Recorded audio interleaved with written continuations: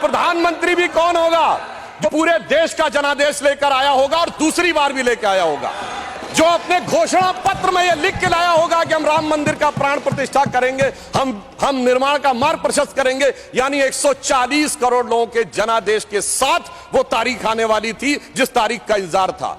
और महोदय, सिर्फ तारीख इतनी नहीं थी मान्यवर, अगर शास्त्रीय ढंग से प्राण प्रतिष्ठा होनी थी तो 11 दिन का उपवास रख के तपस्या भी करनी थी।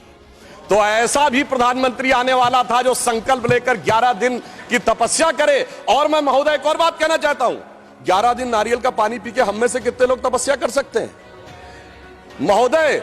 वो जो हर नवरात्र ऐसे रहता हो उसी के तपस्या का वो अभ्यास होगा। और मैं बताना चाहता हूं, स्वामी गोविंद गिरी जी जो कोषाध्यक्ष है न्यास के, उन्होंने जब उपवास तोड़वाया तो उन्होंने कहा मैं तार्किक व्यक्ति हूं, मेरे मन में संदेह था।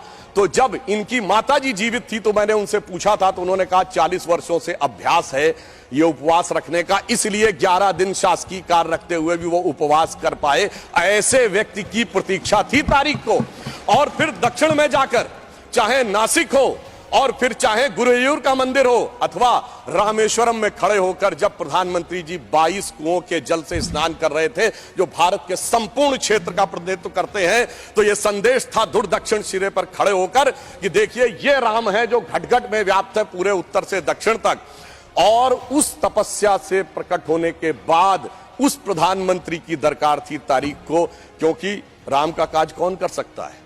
गोस्वामी जी लिख गए हनुमान चालीसा में, सतपर राम तपस्वी राजा जिनके काज सकल तुम साजा। अगर राम तपस्वी राजा थे तो तपस्वी प्रधानमंत्री भी होना चाहिए था वो करने के लिए। और इस तारीख का इंतजार था, तारीख का ये राज समझने के लिए। हम आपको समझाएंगे भी तो शायद आप नहीं समझ पाएंगे।